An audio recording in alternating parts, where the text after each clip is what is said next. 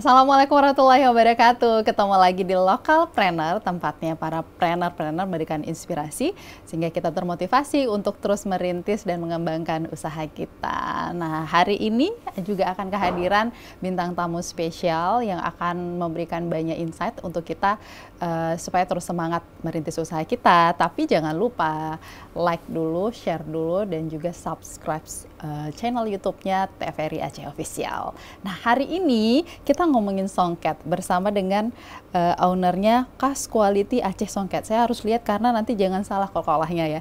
Pakai ki soalnya ya. Kas Quality Aceh Songket. Ada Kak Maulina ya. Kita panggilnya Molly ya. Iya. Oke, apa kabarnya nih Kak Molly? Alhamdulillah sehat. Alhamdulillah sehat ya. Terima kasih nih udah hadir di Lokalpreneur. Iya. Jadi tempatnya kita mau ulik-ulik banyak nih yang pasti menginspirasi kita supaya terus semangat berkarya ya, supaya jadi lebih mandiri melalui menjadi pengusaha gitu. Nah, ini songket nih ya. Pasti udah jelas ini pasti udah khas Aceh gitu ya. Tapi sejak tahun berapa sih ini mulai merintis usaha? Baik, terima kasih Kak Ida atas undangannya hari ini ya, yang udah berhadir di studionya dengan Lokalpreneur. Terlebih dahulu izin saya kenalkan, nama saya Molly, saya salah satu pengrajin songket yang berada di lokasi Desa Sim, Kecamatan Darussalam, Aceh Besar. Dan saya juga, nama brand saya itu Kas Quality Aceh Songket. Alhamdulillah dengan Kas Songket ini sudah berjalan dari tahun 2019 Kak ya. 2019 sudah mulai ya? Iya, udah mulai. Namun sebelum itu kita udah, Kas itu terlahir dari sebuah pelatihan sih sebenarnya ya. Oh gitu, oke. Ini menarik nih, pelatihan apa sih diikutin? Jadi kan kita ikutin dia dari, mungkin tidak asing lagi ya, yang namanya songket nyakmu. Iya benar, kalau ke Aceh pasti ya, kalau tamu-tamu pasti ke sana, songketnya nyakmu gitu. Oke. Kita pernah ikut di sebuah pelatihan di songket nyakmu. Saya menarik ya, saya idola dengan nyakmu sebenarnya. Itu sosok wanita sangat luar biasa ya di Desa Sim, Kecamatan Darussalam, Aceh Besar. Beliau itu sudah sangat lihai dalam motif dan sebagainya, dan songket beliau itu udah dari tahun 1973. Nah, itu pada masa itu dengan mamaknya beliau ya, Ibu Naim. Kemudian diteruskan dengan nyakmu. Ya, songket itu sejarahnya kembali dengan nyakmu, dan terus ada dari kementerian yang mencari siapa sih wanita yang masih menjaga kebudayaan Aceh itu sendiri, yaitu termasuk songket gitu. Iya, karena ini udah langka sih sebenarnya orang Aceh yang melestarikan ya kebudayaan Aceh gitu. Nyakmu salah satunya gitu, makanya dicari dapat lah nyakmu gitu ya. Dapat nyakmu akhirnya. Kemudian dengan binaan berjalan ya di tahun 73 itu udah mulai. Pada masa sebelum nyakmu itu songket itu hanya untuk nenun sendiri gitu. Kemudian ada yang bina, terus dengan nyakmu membangun kembali dan dengan penjualan ya, dengan pelatihan-pelatihan tertentu yang udah diajarkan dan semua untuk pelatihan-pelatihan itu, akhirnya alhamdulillah songket sampai sekarang sudah berdiri. Dari masa nyakmu sampai sekarang, dari didik anak nyakmu itu udah tersebar dari beberapa daerah gitu.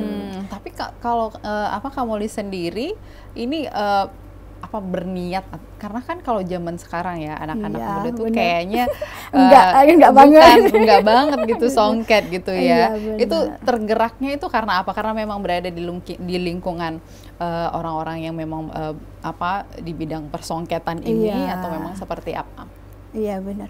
Pada awalnya saya bahkan nggak melirik sama sekali. Nggak melirik juga ya, sama berarti ya. Sibuk dengan dunia sendiri ya, pada masa itu tuh masih sibuk dengan urus apalah, misalnya ini songket enggak gitu kan, kita masih cuek dengan hal itu. Itu di usia berapa sih Kak Molly waktu itu? Itu sekitar usia berapa ya?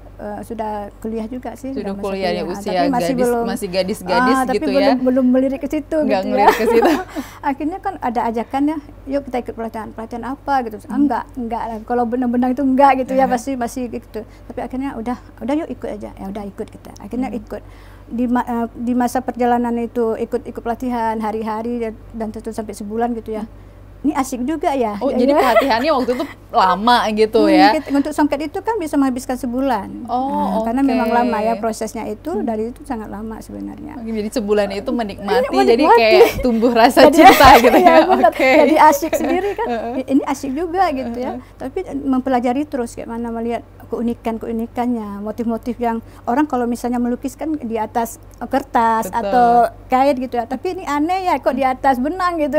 Ini baru pertama kali nih, kenapa nggak kemarin-kemarin mikir gitu, asik juga kayak gini. Terus lihat-lihat, akhirnya kan terpikir sendiri, ini songketnya kenapa harus mesti dengan satu setelan gitu aja gitu ya, dengan terpaku dengan nitik dengan sarung sama selendang.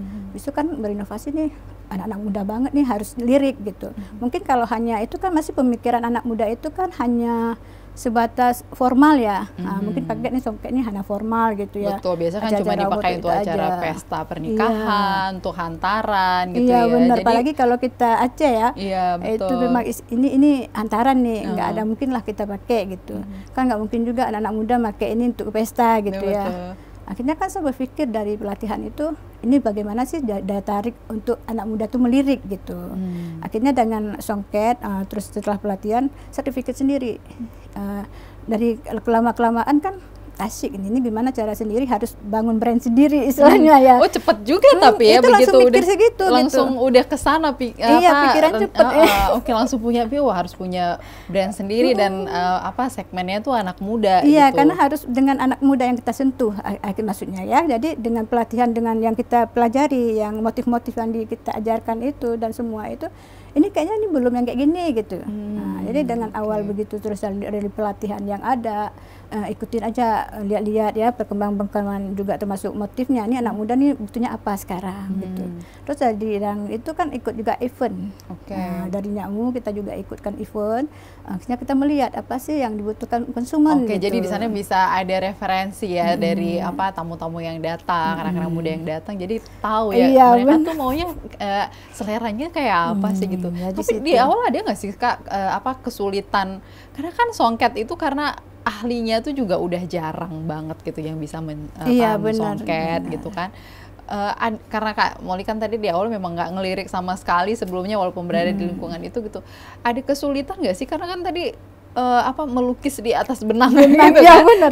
Itu keunikan yang itu ya. Betul. Ya, sebenarnya memang nggak melirik ya, tapi dari orang tua memang udah dengan songket juga. Dari keluarga jadi orang tua asing gitu ya. Nggak asing tapi memang nggak terlalu peduli selama ibu ngerjain keluarga. Cuman gimana proses-prosesnya udah kita ini gitu. Kalaupun waktu kita belajar pun ambilin alat ini gitu ya, kita udah tahu, jadi nggak terlalu kaku untuk memulainya istilahnya. Jadi sambil berapa lama pelatihan itu kita udah feel ini harus gimana gitu. Karena kan kita mikir gini, ini kalau tamu kunjung ke galeri gitu ya, yang mahal banget, pasti ekspresinya keluar nggak enak gitu ya.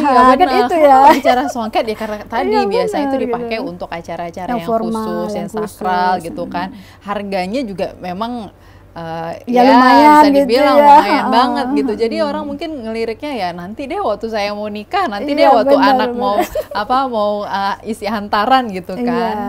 Jadi dengan begitu ya, ini bagaimana nih si pengunjung ini atau apa nih ada yang dibawa walaupun hanya sebatas gantungan kunci istilahnya. Terus dari itu mulai berinovasi terus. Apakah nanti dengan bekal baju ya, kita juga coba dengan baju. Jadi kita jadi iklan sendiri, ondosnya kita sendiri gitu ya. Dengan itu akhirnya mencoba ini harus benar-benar kita menyentuh para milenial. Jadi dengan para milenial ini pun tidak hanya melirik bahwa songket itu dipakai hanya untuk acara khusus saja. Jadi bagaimanapun kalau ada mau ke pesta dia bisa menggunakan tasnya atau misalnya berkereta kan pasti ada gantungannya. Gitu. Jadi itu inovasinya ya seperti yang kita lihat nih di sini kan ada ya songket yang memang biasa kita ketahui ya, sarung songket dengan selendangnya, tapi ada produk-produk lain juga seperti ini gantungan kunci gitu ya, ada tas juga ya. Ini ada tasnya juga. Ada pouch ya. Ini ada talinya juga ya. Coba saya lihat. Jadi tadi karena segmennya ini kan memang menyasar anak muda ya, karena tujuannya melestarikan budaya Aceh khususnya gitu. Nah, makanya tercipta inovasi dengan kreativitas seperti ini gitu.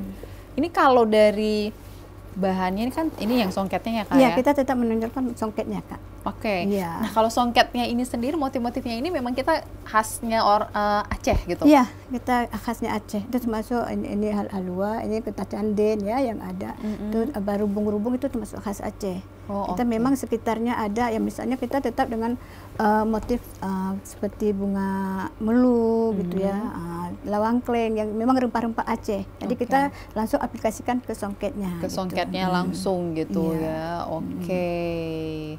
Dan ini juga bahannya beda-beda ya Kak ya. Oh oke. Nah ini yang menarik ini karena kan harganya mahal itu karena dari segi bahan dan juga pengerjaan yang rumit ya, butuh waktu juga gitu. Nah itu gimana menyesuaikan karena menyasar segmennya anak muda pasti dari segi harga juga harus terjangkau ya kan ya. Itu apa yang kamu lakukan tuh untuk bisa menjangkau itu?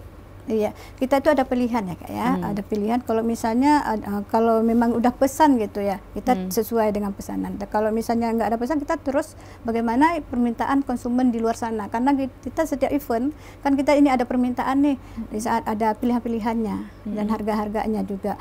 Terus kalau misalnya ini menggunakan serat alam. Kalau misalnya untuk anak muda kan lebih warna soft.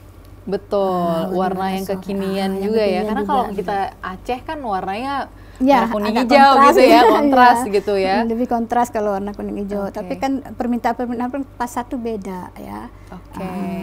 Jadi kita bisa memesan by request gitu ya. Jadi nggak selalu yang bisa dibeli itu yang memang udah dikerjakan, udah selesai gitu ya. Bisa di request Kak. Jadi dari segi warna gitu ya. Iya benar.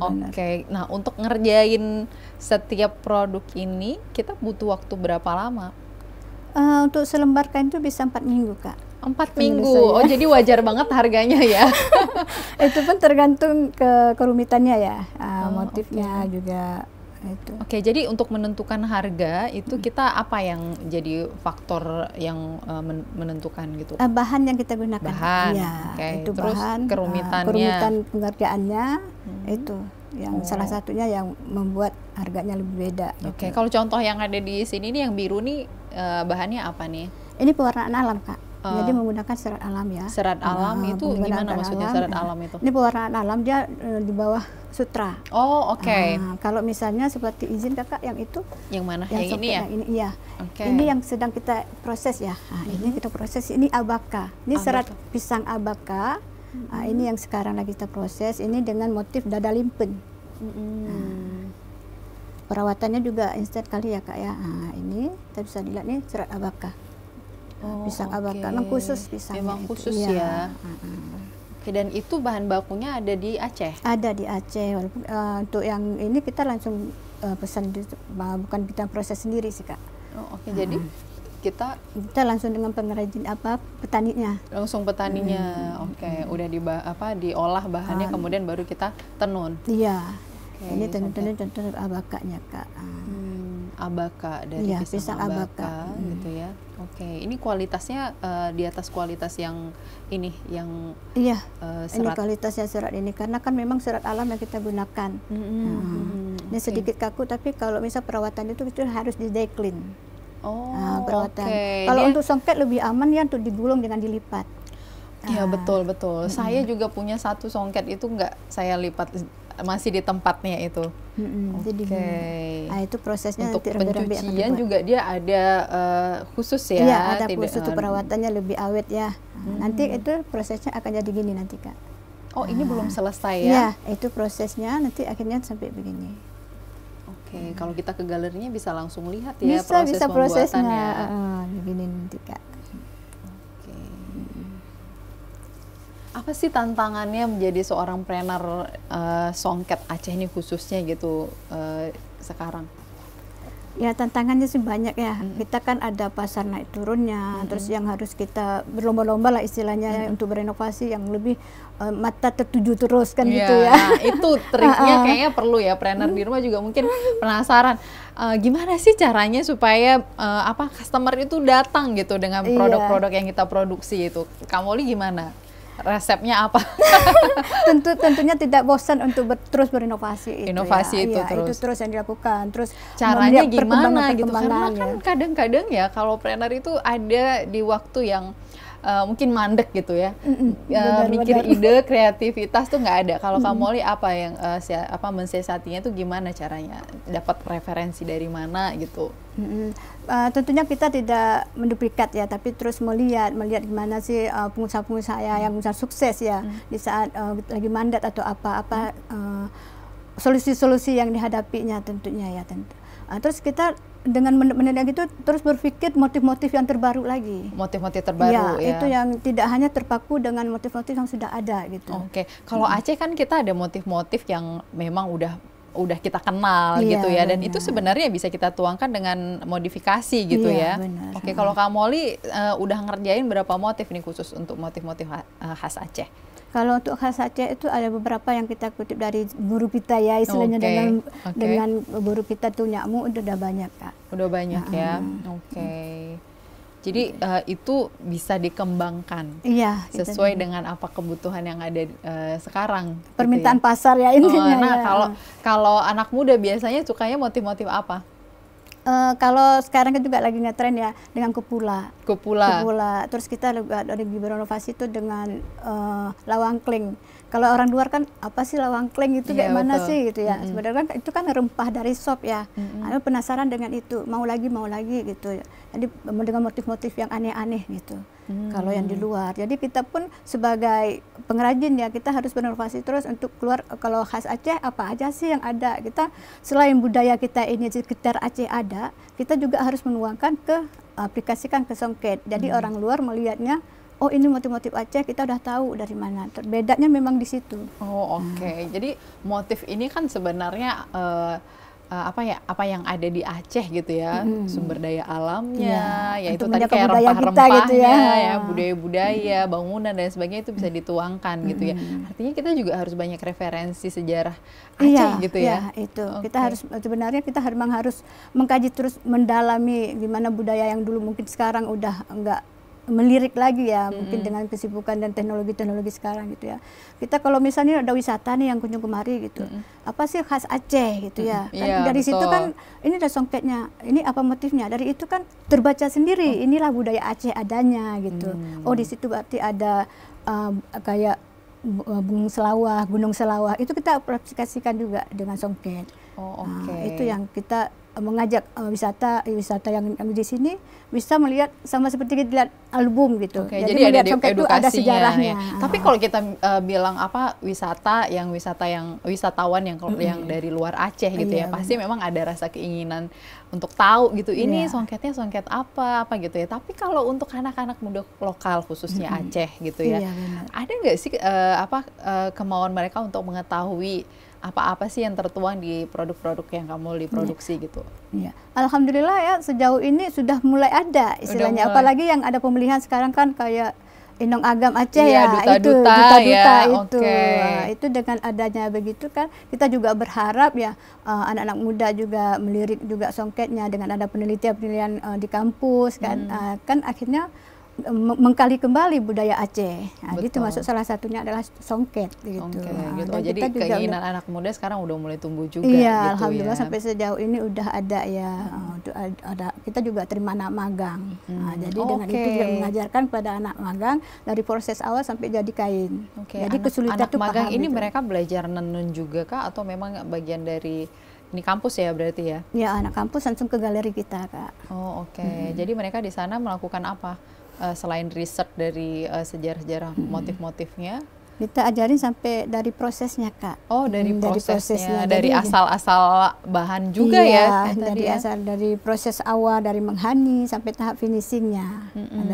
Jadi dengan begitunya bagaimana tahu sejarahnya kalau misalnya kita tidak mengajari dari awal gitu kan. Kesulitan bahan bakunya atau proses-proses kecilnya kenapa sampai harganya segini. Jadi begitu kan promosi dari mereka juga ya untuk di luar. Dan kita berharap juga para milenial atau kepada khusus di kampus ya, kalau misal di lab komputer kan ada juga seharusnya ada mesin juga untuk di situ. Jadi kan langsung bisa melihat ya. Itu juga harapan kita sih sebenarnya setelah buat kegiatan di galeri kita gitu.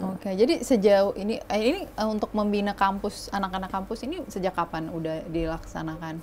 2 tahun yang lalu sih. Dari 2 tahun yang lalu udah gitu ya. Nah sekarang kerjasamanya dengan kampus di Aceh atau di mana aja? Sejauh ini kita kerjasama khusus enggak, tapi dari informasi-informasi misal ada yang mau terima anak magang atau dari UMKM gitu ya, kita terbuka dengan ada yang mau belajar atau yang mau buat magang bisa terbuka dengan itu. Oke. Seperti tadi Kak Moli juga sempat cerita ya sebelum kita on air tadi bilang ada juga UMKM binaan juga gitu ya. Nah itu boleh cerita dong ke kita itu gimana maksudnya tuh? Kalau salah satunya KAS ya, kalau KAS ini binaan Dekranasda Aceh Besar.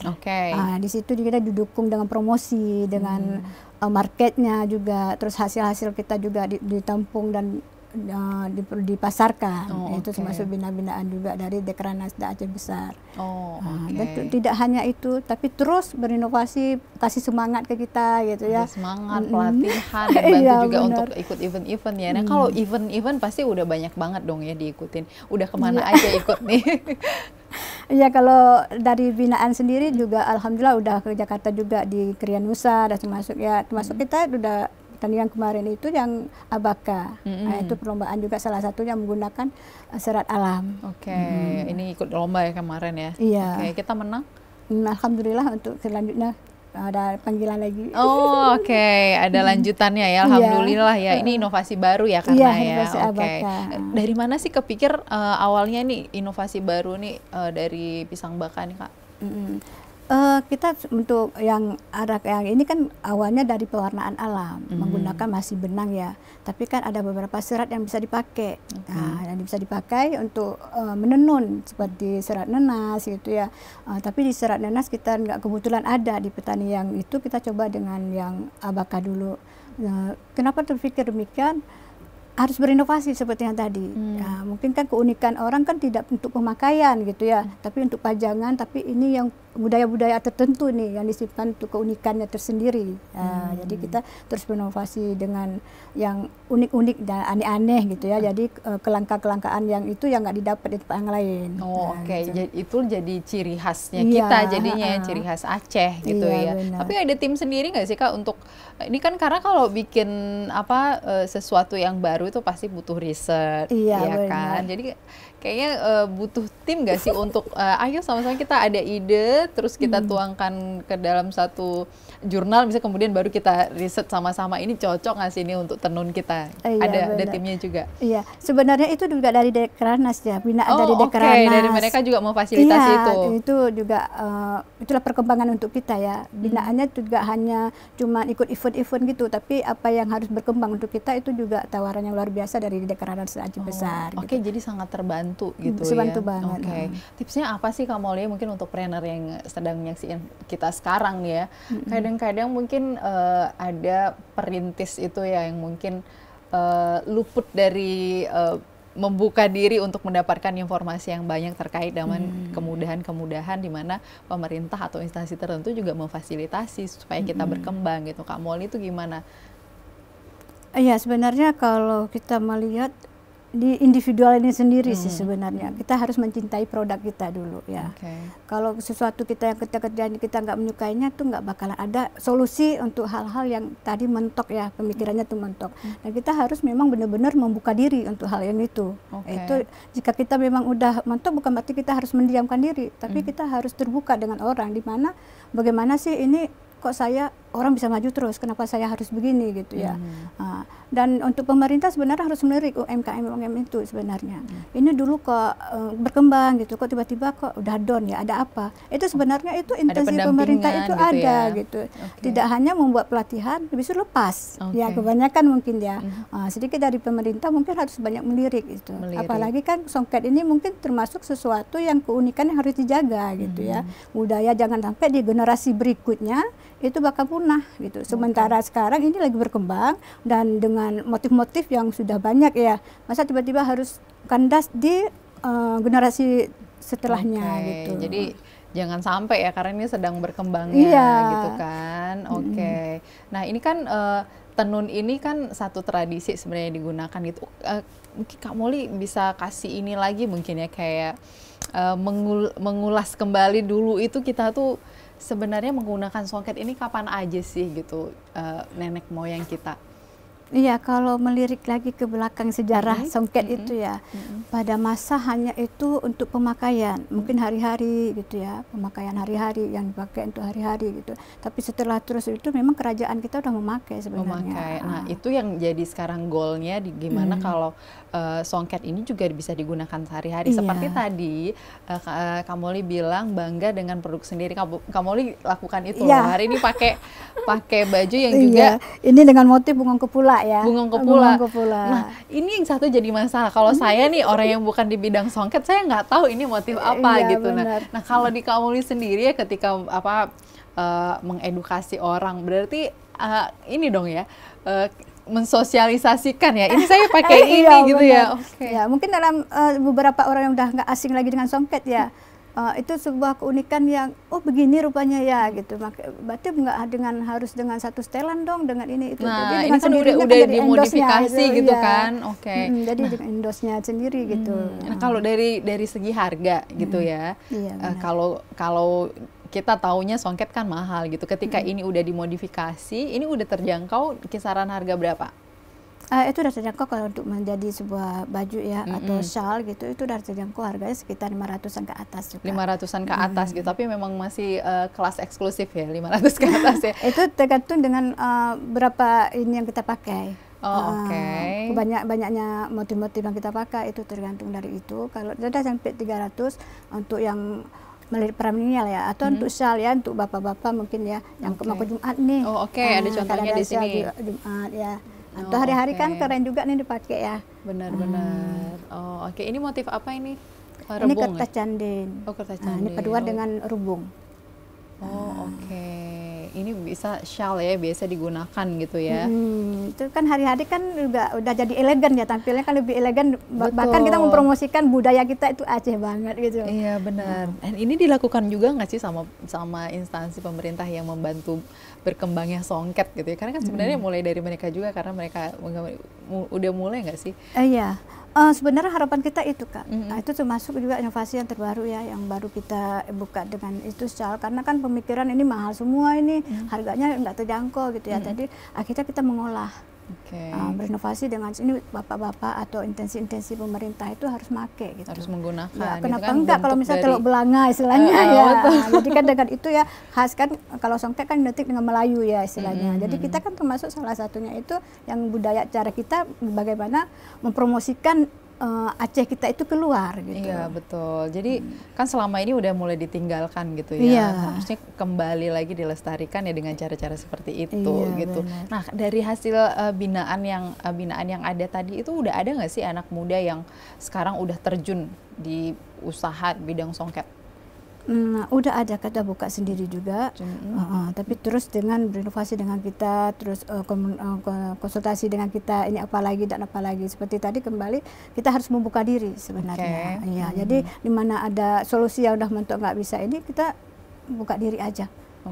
Pasti solusinya dapat. Gitu. Solusinya dapat gitu ya. Nah ini kalau Kak Molly ini punya produk apa aja nih? Tadi kita udah lihat ini shawl, ada pouch.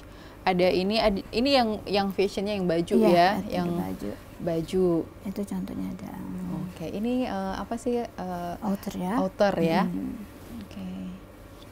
Ini kombinasi dengan songket. Iya, itu rubung ya. Terus ada tasnya juga yang laptop ya. Ini kalau ini dibanderol dengan harga berapa ini kalau fashion kalau seperti shawlnya ini 350 Kak. 350. Iya. Kalau baju? Kalau baju ini 300 ya? Ya, kalau tas ini 400 ya.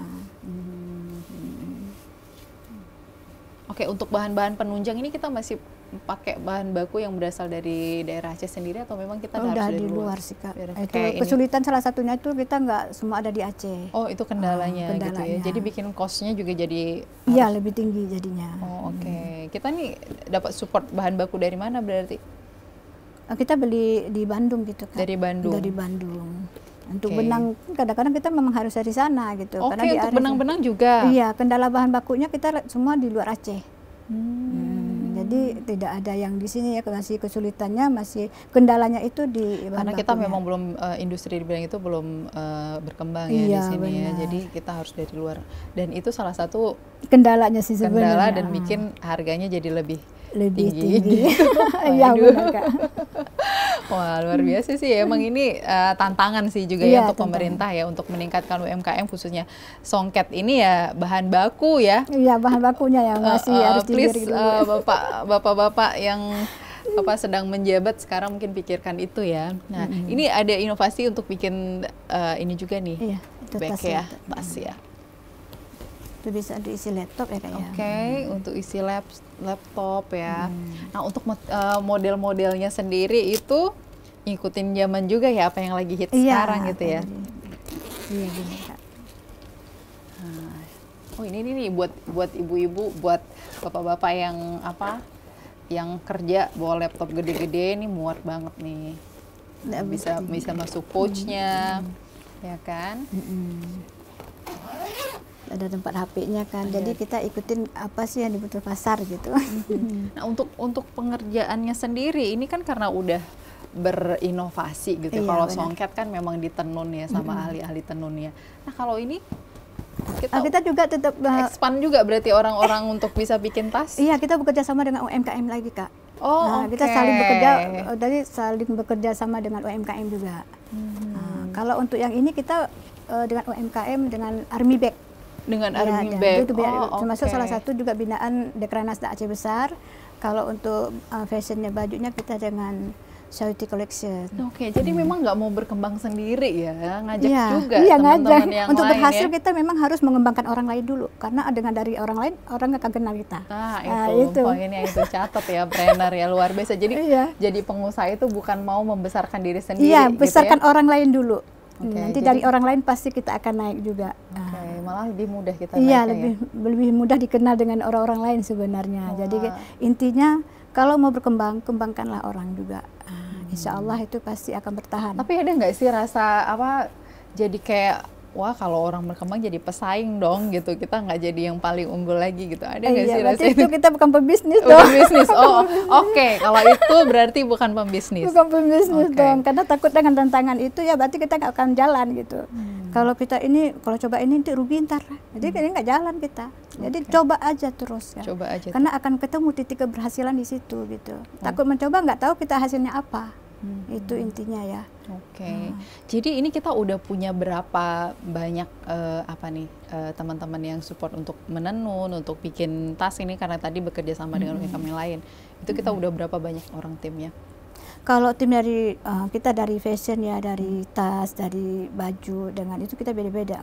Karena berbeda ini jadi mereka punya ini job desk masing-masing gitu ya. Jadi kita nggak satu orang, jadi terbantu dengan beberapa orang yang lain, UMKM yang lain tersentuh. Jadi kita kenapa kita milih nggak satu orang aja? Ya yang tadi kita kembali ingin mengembangkan semua. Jadi kita yang jadi penenunnya, yang lain yang finishingnya, yang lain pemasangannya. Ya dari situ kita tumbuh lagi ide kan, itulah akhirnya dengan terbuka tadi gitu. Jadi dengan terbukanya ini, dengan merangkul banyaknya UMKM, akan keluar banyak ide. Terus udah seberapa banyak sih anak-anak muda yang tersentuh untuk bisa lebih mencintai songket nih? Ya sebenarnya dari kunjungan dari mahasiswa itu udah mulai tersentuh ya. Orang sekitar juga sudah mulai melirik. Pengen adanya menenun karena ini harus buat ini gitu ya. Terus ide-ide walaupun mereka tidak mencintai songket, tapi ide yang dituangkan juga bisa untuk kita. Terus kita bisa pertukaran ide ya. Kalau misalnya ini kita butuh yang begini, dia menawarkan yang ini, kita padukan dengan songket misal kayak jadi, gitu. Jadi rame banget dong sekarang yang datang ke SIM untuk lihat langsung. Iya, alhamdulillah. Jadi Kak Molly di sana fokus juga di galerinya Nyakmu untuk membantu karena saya terlahir di situ terlahir dari sana gitu ya. Dan memang Nyakmu itu adalah salah satu sosok wanita saya idolakan, walaupun saat masa itu saya belum lirik gitu ya, tapi dengan keunikan beliau tuh kalau pada masa masih kecil gitu ya, kita lagi main melihat sesuatu itu udah jadi motif gitu. Enggak lagi yang harus lihat contoh atau jadi motif, enggak. Beliau misalnya ini melihat daun apa gitu, itu langsung diaplikasikan di ini. Begitu lihai udah ya. Motif-motif beliau itu udah banyak banget, dan anak didik beliau pun sudah tersebar di beberapa daerah. Kamu sendiri udah sampai di tahap itu nggak sih, kalau lihat sesuatu jadi belum. motif yang bisa dituangkan? Harus dibuka lagi. Ya masih dicontoh, masih belum tahap itu Kak. Tapi insya Allah ya, mudah-mudahan ilmu yang beliau titipkan di kita bisa mencapai itu gitu. Kita optimis ya kalau songket ini nanti akan harus berkembang terus, harus berkembang dan semakin dicintai, khususnya mungkin yang kita ya, yang orang Aceh lokal gitu ya, utama gitu ya. Karena kalau bicara songket ini sebenarnya kita punya yang cantik, yang bagus, yang khas Aceh gitu ya. Kalau sempat kita itu di posisi malah lebih kenal kayak songket Palembang, songket di luar gitu ya. Nah ini kan jadi tantangan gitu ya, untuk kalau bisa sekarang daerah-daerah lain tuh kalau nyari songketnya Aceh gitu. Kita udah sampai di tahap itu nggak sih Kak? Kita melihat kalau misalnya kenapa sih orang Aceh kita lebih senang dengan Palembang ya sebenarnya. Kalau mendengar dari Palembang sendiri, beliaunya malah lebih ke yang lain lagi gitu ya. Kalau perbandingan itu terus kita pikir tuh nggak bakalan dapat, itu intinya ya. Tapi kenapa kita harus tetap menjaga budaya kita? Karena dengan sendirinya kalau kita misalnya dengan itu dengan harganya ya, kita kembali dengan harganya itu ya memang beda. Tapi budayanya kita itu nggak dapat, filosofinya nggak dapat. Tapi kalau dari segi kualitas sebenarnya kita nggak kalah saing ya? Enggak kalah saing. Itu sangat dicari sih sebenarnya. Mungkin di Aceh orang udah nggak mau lirik istilahnya ya, ini hampir punah nih atau apa gitu. Tapi di luar justru mencari masih. Kita punya ada tamu ya dari Kanada ya beberapa minggu yang lalu. Justru mereka mencari budaya Aceh gitu. Itu sayang kali kalau memang kita tinggalkan itu, sementara di luar sana masih melirik gitu. Masih melirik. Jadi di mana kita sebagai pemerintah di sini kalau rugi banget ya, yang udah ada UMKM yang mau berkembang tapi tidak dibina atau tidak melirik sama sekali, atau bantuan yang dibutuhkan oleh UMKM itu nggak ada. Sangat sayang kalau misalnya suatu saat itu akan dialihkan ke orang lain itu. Malah yang ngerjain ya nanti. Nah, jadi kalau untuk ini sendiri Kak, pesanan gitu ya, kan Kak boleh bilang kan dilirik dari orang luar kan banyak banget, apalagi tamu-tamu yang hadir. Kita kan lagi memang banyaknya karena pariwisata kita mau angkat gitu ya, jadi kan banyak banget tuh wisatawan yang datang, kemudian yang mau melihat produk-produk khasnya Aceh, salah satunya songket ini gitu ya. Kita tuh bisa menerima berapa banyak pesanan sih yang paling banyak yang udah dialamin sama Kak Molly sendiri di Khas Aceh? Iya, kita pernah sampai 20 setel lah Kak ya, tapi kan intinya kalau gitu kita menerima itu, kita pasti kendala-kendalanya dulu kita sampaikan. Nah, ini pesanannya harus berapa hari kemudian misalkan, kita menjelaskan itu. Menjelaskan ini konsumen kan berhak menawarkan ini, kita motifnya begini. Nah, kita melihat lagi, kalau misalnya selesaikan bisa dalam beberapa minggu, kalau beliaunya setuju, atau bahkan udah jauh-jauh hari pesannya. Nah, gitu. Kalau misalnya, oh ini bisa siap, ya kita usahakan untuk yang lebih dulu gitu. Jadi memang harus nunggu gitu. Tapi ada yang ready stock juga ya, yang bisa kita beli langsung gitu ya. Cuma kalau memang yang sesuai keinginan, beda lagi. Mau harus inden dulu lah istilahnya gitu ya, karena dibuat dulu gitu. Tapi kalau untuk tim kita cukup ya, kalau untuk pesanan yang banyak, orderan yang banyak itu alhamdulillah cukup. Karena tadi kita juga memanfaatkan teman-teman yang lain, UMKM lain gitu. Jadi juga dengan pengrajin-pengrajin, walaupun di galeri hanya berapa, misal 10 satu gedung itu, tapi udah di rumah-rumah. Jadi pengrajin-pengrajin itu tidak hanya harus di situ gitu. Tidak harus di galeri ya. Mereka berarti punya alat tenun masing-masing gitu ya. Nanti kalau udah selesai tinggal dibawa ke galeri gitu. Nah, sejauh ini Kak Molly, karena kan ini udah melakukan pembinaan, ada juga nggak sih melakukan pembinaan sampai ke kabupaten kota di Aceh gitu? Karena kalau bicara songket, kayaknya setiap daerah di Aceh itu punya ciri khas yang berbeda ya? Iya benar, itu punya ciri khas sendiri ya. Kembali lagi, apakah akan diterima di suatu daerah itu ya? Karena kalau kita ini masuk rumah nih istilahnya, kalau yang terima tuan rumahnya, oh jangan, kan kita jaga ya. Kembali lagi dengan kita tetap kerjasamanya. Untuk pembinaan-pembinaannya kita juga salah satunya mungkin kita akan berkembang juga dengan di mana di desa itu mungkin nggak ada kesentuh dengan UMKM, kita akan bina juga di situ Kak. Dan ini yang diutamakan siapa sih yang memang mereka udah bergerak merintis usaha UMKM, khususnya di bidang songket, atau juga menyentuh ke ibu rumah tangga yang memang nggak ada aktivitas apa-apa untuk diajak bisa melakukan hal positif, salah satunya untuk bikin songket. Iya, sebenarnya kita akan mungkin lebih yang udah mungkin hanya tinggal binaan ya. Kalau yang belum, kita akan mensentuh di mana di salah satu desa atau mungkin di mana ibu-ibu itu kita bina juga, Kak. Apakah kita harus ngundang ke galeri atau kita langsung buat di situ. Sebagai bentuk pelatihan. Pelatihan ya. Tapi sulit nggak sih sebenarnya ngikutin latihan bikin songket ini, Kak? Karena kan kalau saya sih nggak kebayang ya motif-motif ini gimana ya caranya nyatuin benang-benangnya gitu kan. Sebenarnya sih kesulitannya itu kan dari kita mau dulu. Iya, kalau kita dari pertama memang udah nggak ada niat mau, ya nggak bisa gitu ya. Akan semakin sulit makin sulit ya. Tapi kalau setelah emang tingkat kesulitannya memang ngeluhnya iya, awalnya iya sulit ya. Tapi terus dari hari ke hari mempelajarinya lebih asik lagi. Jadi kalau anak-anak didik biasanya tuh bisa sampai berapa bulan mereka bisa menguasai dan akhirnya bisa dilepas mereka ngerjain sendiri? Untuk satu hal belajar tuh kita nggak paksa sampai selesai. Dalam artian kita nggak paksa nih harus begini, harus begini.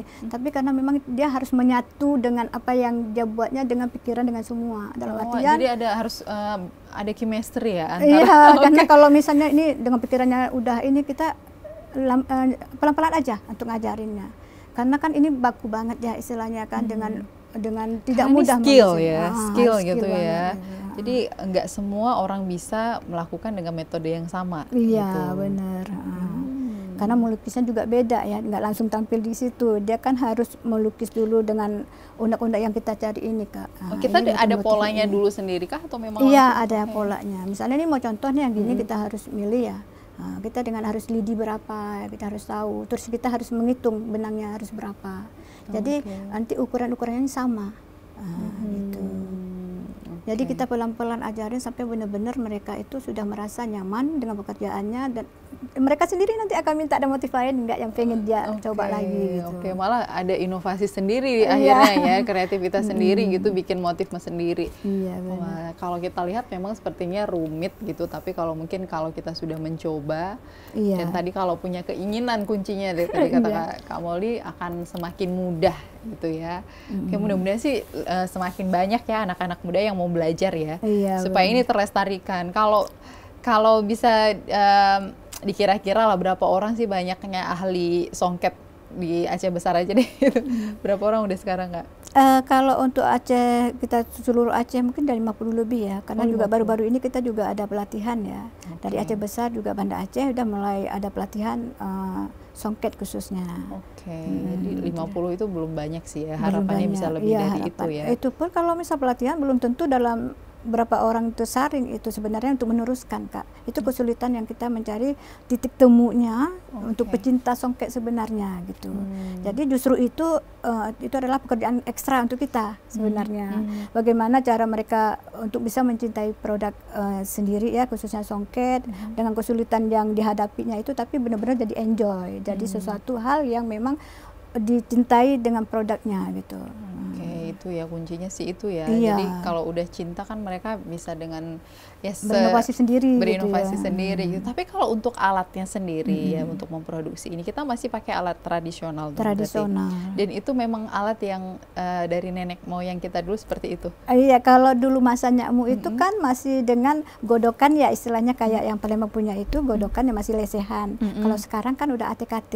Ya, alat tenun kaki tangan ya kalau bahasanya. Jadi makanya lebih tinggi kan. Iya, kalau masa itu, kalau di ini kita mungkin tinggal beberapa orang lagi yang bisa godokan yang dari dulu walaupun hasilnya sama.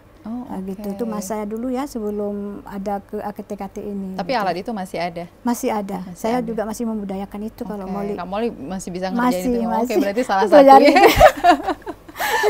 Tapi kalau untuk bantuan alat ini sendiri kita dapat nggak sih dari pemerintah? Dapat, Kak. Kalau apalagi kalau ini kan ada peninjauan ya, apa yang dibutuhkan itu kita akan diberikan itu alat-alat yang apa yang kita kan buat list ya. Itu juga termasuk salah satu binaannya gitu. Artinya ada kemudahan sih karena pemerintah sini memfasilitasi ya. Jadi tinggal teman-teman trainer yang di rumah yang sedang menyaksikan kita mungkin yang kepengen bergerak di bidang songket. Ini ada satu peluang sih sebenarnya ya. Selain bisa melestarikan budaya Aceh, tapi juga ini punya peluang dan juga potensi. Karena masih kalau dibilang, walaupun dibilang Kamoli tadi kita sudah ada 50 lebih, menurut saya itu masih langka. Iya, masih langka banget. Masih langka gitu, dan iya. itu harus terus tadi, karena tadi ekstra juga ya Iya, nyari kita orang untuk yang nyari. mencintai songket dan mau bekerja di bidang songket ini. Gitu. Karena pada awal pelatihan orang semangat ya, tapi ketemu dengan titik kesulitannya. Jadi down gitu. nggak? Jadi nggak itu. mau lagi gitu. Kebanyakan gitu. Jadi kita itulah kerjaan ekstra lagi gitu. Dalam artian, tapi alhamdulillah walaupun tidak di pelatihan, ada di beberapa desa itu udah melirik songket dan kita terus membina. Oke, kalau di Aceh Besar kita berarti selain di di Desa Sim, kita ada di mana lagi yang sekarang udah mulai tumbuh songketnya? Itu di Desa Sim itu ada beberapa titik, Kak. Oh oke, ada beberapa titik iya. karena memang tadi juga mereka mengerjakan di rumah masing-masing gitu ya, yang sekarang mulai tumbuh juga. Iya, kalau di Desa Sim itu udah termasuk mungkin Desa Tenun. Oh, iya, desa Tenun. betul. Itu kalau Desa Sim udah salah satu udah termasuk Desa Tenun yang tetap menjaga budaya Acehnya dan khususnya songket gitu. Okay. Yang paling jadi yang paling sulit lah ketika kita menenun ini apanya sih Kak sebenarnya? Kalau ini kan udah ketemu banyak orang gitu, apanya sih yang menjadi kesulitan biasanya ketika orang belajar menenun ini? Kesulitan umumnya itu di motifnya, Kak. Oh, di motif. Di motif. Kalau misalnya yang lain itu kan hanya sekali jalan ya, kayak menghani atau isi ke suri atau sisir ya istilahnya, ke garap, itu hal yang sekali jalan. Tapi kalau ke motif ini kan kita salah milih jadinya lain gitu. Oh oke, pada saat mengaplikasikan kayak ini ya, walaupun udah ada pola yang harus diikutin gitu ya. Iya, itu salah satunya itu di motifnya. Oke, rata-rata di situ masalahnya. Nah, jadi perlu kayak misalnya membiasakan diri sih sebenarnya ya kuncinya. Iya, benar-benar. Oke, nah kalau dari bahan sendiri ya, yang paling sulit itu di mananya? Dari bahan inilah yang ada. Kalau dari bahan ini kita masih karena kita harus pesan dari luar ya, istilahnya itu serat alam, pewarnaan alam. Paduannya itu kita harus pahami banget. Oke, kalau dulu kita sebelum nenek moyang kita dulu pakai bahan apa sih sama juga dengan kalau ini? Mas Nyakmu itu masih sutra, Kak. Oh, masih sutra. Iya, itu sutra. Tapi kalau untuk yang kita kerjakan sutra sekarang, selain permintaannya kita benar-benar yang harus ini ya mengerjakannya juga iya, karena sutra kan lebih halus. Tapi kembali lagi ke hargaan tadi. Konsumennya, misalnya kalau memang betul-betul iya kita adakan sutra gitu. Berarti kalau sutra tergantung pesanannya. Pesanan aja gitu ya. Iya. Oke. Jadi kalau yang mau sutra nih boleh pesan gitu ya, tapi catatannya harganya memang pasti yang nomor satu gitu kan. Premium ya. Premium ya. Iya benar. Oke. Ini untuk pengerjaannya itu tadi sampai 4 minggu. 4 minggu. 4 minggu. Wah, luar biasa nih, makanya yang dibeli itu sebenarnya karyanya ya. Karyanya gitu. Filosofinya yang dapat itu kan. Betul. Wah, luar biasa. Nah, ini inovasi-inovasi ini sekarang itu kita bisa berarti mendapatkan di mana nih, Kak? Salah satunya kita bisa ke Dekranasta Aceh Besar. Kalau Kamoli sendiri kas ini? Kasnya di Nyakmu juga. Oh, di Nyakmu gitu ya. Galeri besarnya atau di Dekranasta Aceh Besar di situ. Oke. Kalau untuk gantungan kunci seperti ini kita bisa dapat dengan harga berapa sih nih, Kak? Kalau itu 50.000, Kak. 50.000 ya. Oke.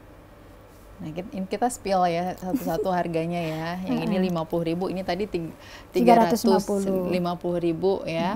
Nah, untuk songketnya yang biru cantik banget warnanya, soft blue ya. Kalau ini 3.700.000. 3.700.000 gitu ya. Kalau untuk ukuran dia memang ini ya Kak, sama ya, free size. Ya, kalau untuk ukuran dia kalau panjangnya 185 ya, 1,85 meter.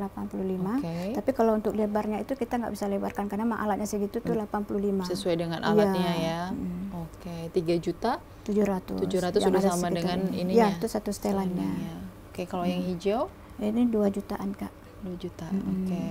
Yang membedakan ini dengan ini menggunakan bahannya ya? Iya, bahannya terus menggunakan ini kasap kristal. Kalau ini kan tembaga ya.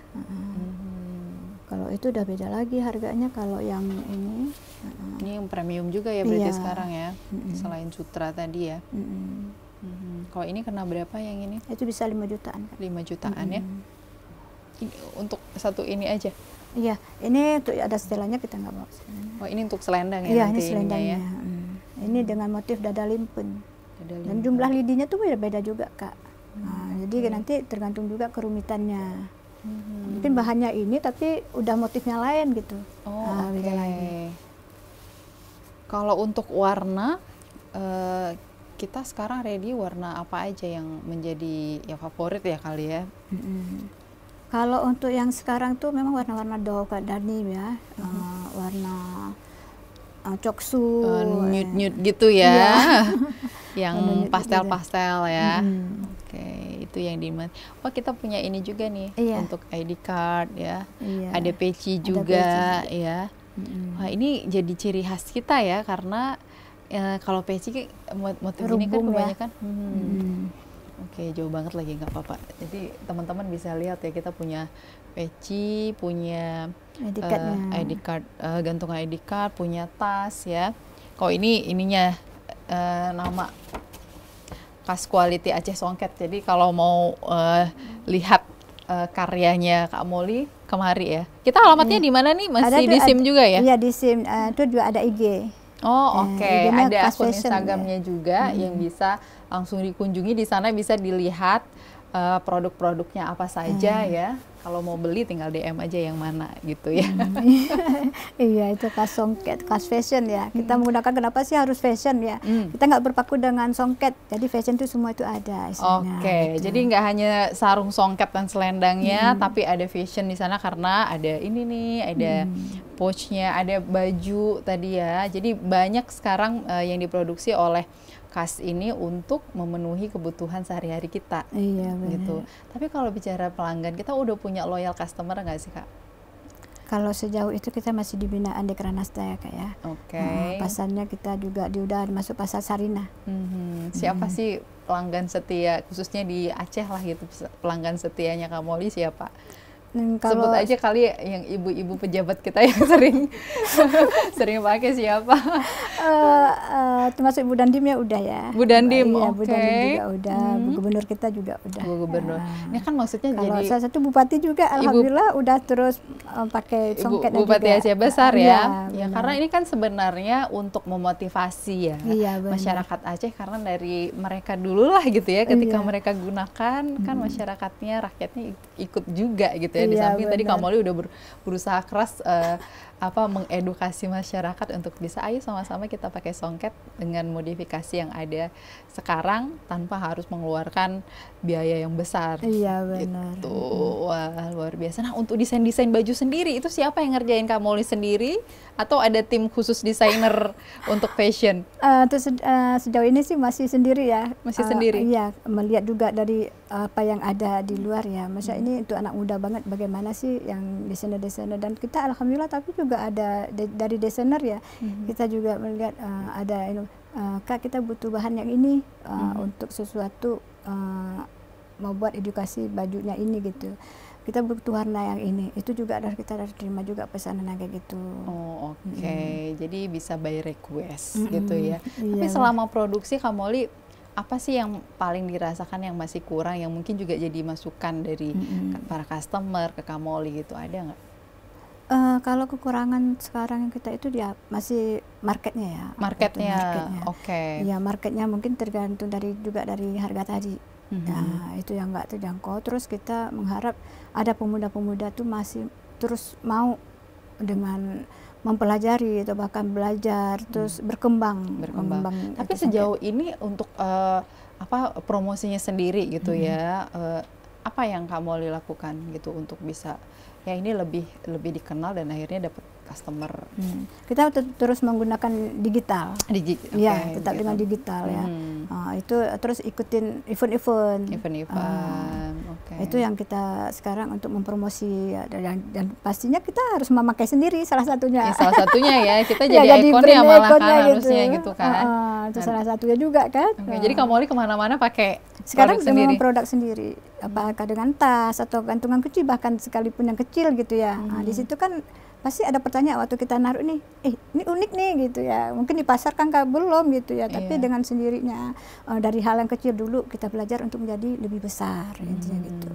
Ini sih yang penting juga ya, trik promosi tadi gitu ya, Iya. karena memang kalau segmen pasarnya memang ini punya kelas sendiri gitu ya, Iya, tapi benar. harapannya kan ini bisa meluas apalagi ke masyarakat anak muda gitu. Iya, benar. Kamu kita udah hampir 1 jam aja nih ngobrolnya, Asik kayaknya ngobrolnya ya. asik aja gitu karena Asik ngomongin kayaknya. songket gitu ya. Iya. Harapan Kak Molly nih yang terakhir mungkin yang mau disampaikan untuk bisa melestarikan usaha Kak Molly di bidang tenun songket ini. Iya, terima kasih ya Kak sebelumnya ya. Sebenarnya suatu kebahagiaan banget ya udah diundang di ini, mesti di mana kita inilah meluang waktu kita terus berinovasi dengan teman-teman yang ini ya, untuk sebagai pengusaha-pengusaha lah gitu. Adapun untuk khusus songket, harapan sayanya jangan sampai punah di tangan kita ya, karena generasi berikutnya itu harus tahu dan jangan sampai lupa budaya yang harus kita jaga. Nah, tentunya apalagi dengan sedang berkembangnya banyaknya motif-motif akhirnya harus kandas ya, dan kita terus kerja keras pemerintah untuk terus melirik dan membina UMKM khususnya di songket, bahkan yang di Aceh sendiri yang harus kita jaga budayanya. Oke, nah terima kasih nih Kak Molly udah memberikan inspirasi hari ini luar biasa. Ternyata jadi pengusaha itu tidak hanya melulu soal cuannya aja, Iya, tapi bagaimana melestarikan budaya adalah salah satu tanggung jawab juga yang Kak Molly lakukan saat ini. Terima kasih Kak Molly, sukses terus untuk Ya, amin. songketnya dan terus dengan inovasi dan kreativitas baru di produknya. Dan terima kasih juga nih untuk teman-teman Lokalpreneur yang sudah menyaksikan. Jadi jangan lupa saksikan kita terus karena akan ada tamu-tamu yang inspiratif, planner-planner yang akan memberikan motivasi kita untuk terus berkembang. Dan jangan lupa like, share, dan subscribe dulu nih channel YouTube-nya TVRI Aceh Official. Saya Ida Almadani, sampai jumpa di Lokalpreneur lainnya. Assalamualaikum warahmatullahi wabarakatuh.